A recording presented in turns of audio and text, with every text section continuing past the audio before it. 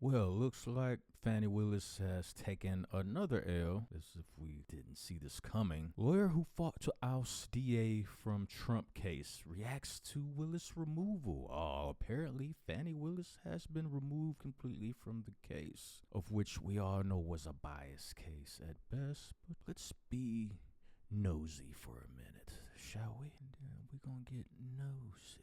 President-elect Donald Trump's final legal battle is likely over after a Georgia appeals court disqualified Fulton County DA Fani Willis and her team from Trump election interference case. That one, remember?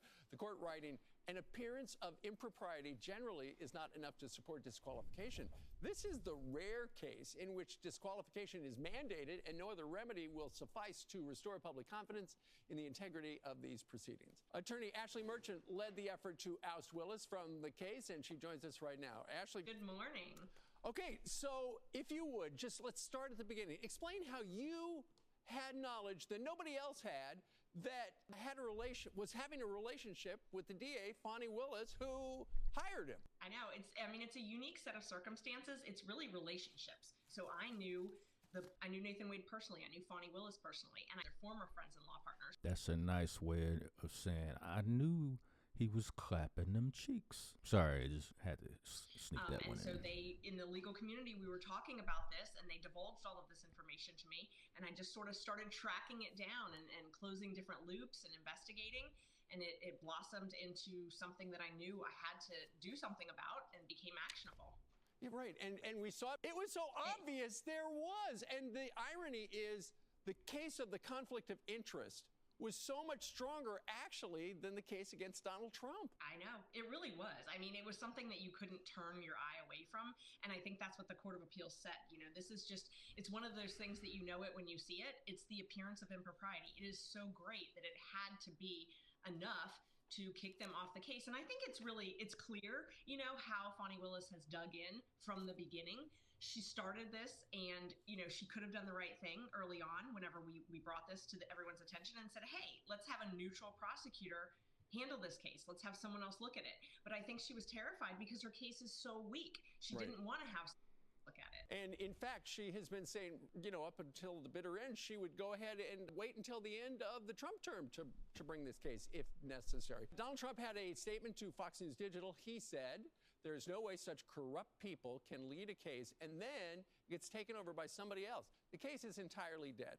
Everybody should receive an apology, including those wonderful patriots who have been caught up in this for years.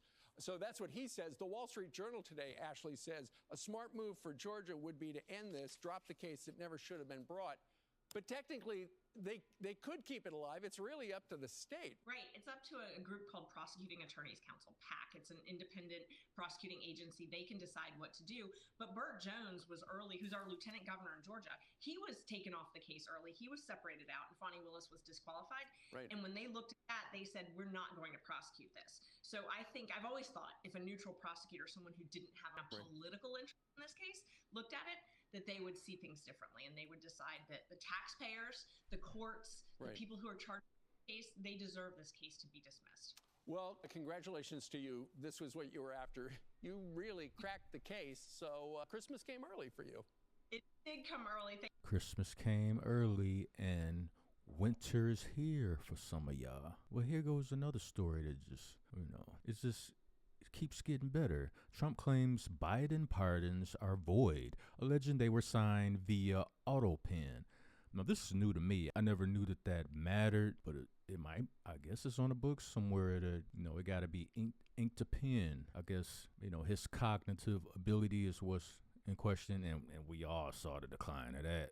I mean, you can't even deny that, but let's read some of this. President Donald Trump, that former President Joe Biden's pardons of lawmakers who served on the House Select Committee to investigate the J6 Capitol riot and many others are hereby declared void, vacant, and of no further force or effect because of the fact that they were done by auto pen, Trump claimed in a Truth Social post. Side note, I hope this is true for the simple fact that Dr. Fauci needs to be held accountable for his part in the blue flu, gain of function, all that shady research that he was head of and had an integral part in. He needs to be held accountable. And that's why Biden, and cognitively or not, I don't know, his handlers or however it happened, that's the whole reason why they attempted to give him one in the first place. That is the main person that I want held accountable right there, Dr. Fauci. Because what he orchestrated and put us through in 2020 that was unnecessary, and then denied the origins and how it even started. You can't. There was a meme going around that has been proven. I guess it's not true. It can't be verified or anything. Where Russia wanted America to hand over Dr. Fauci to them for his crimes against humanity, and even though I think it's fake, I wouldn't be surprised if Russia and a lot of these other countries around the world feel the same way.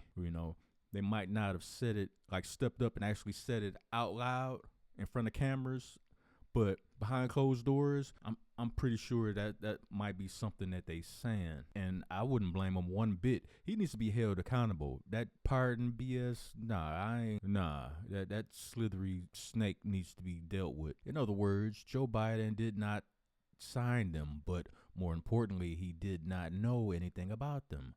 The necessary pardoning documents were not to or approved by Biden. He knew nothing about them. And the people that did may have committed a crime, Trump added. Holy crap.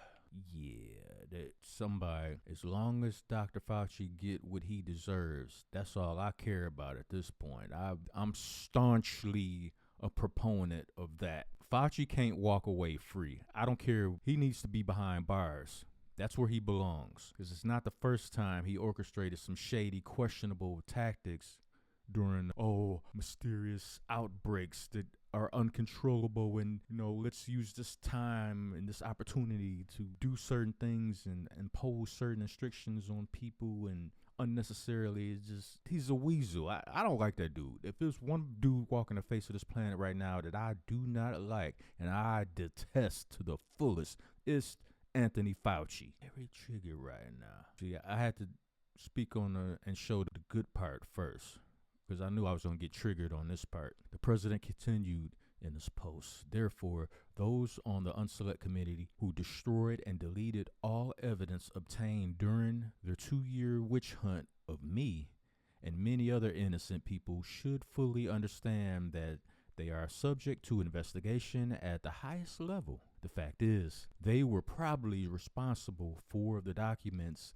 that were signed on their behalf without the knowledge or consent of the worst president in the history of our country, crooked Joe Biden. You damn right, President Trump. I definitely agree with that shit. If he didn't know what was going on and somebody else, puppeteered their way to signing it for Fauci, yeah, I'm on Fauci. This is something that I wasn't aware of, but I'm glad I agree. Y'all let me know about these two stories, you know what I'm saying? Fani finally getting what she deserved, and hopefully that's just the beginning, because she deserves a lot worse. As a matter of fact, she deserves some jail time also. If we want to be real about it, we need to stop overlooking stuff. And these women want to step up and they want all the benefits. Well, when you do something against the law, something shady, and you get caught, you need to be behind bars just like a man would. So let's start that. Let's make that great again. That being said, like button, subscribe to my channel. This is Gen X Media 7, and we are ending transmissions.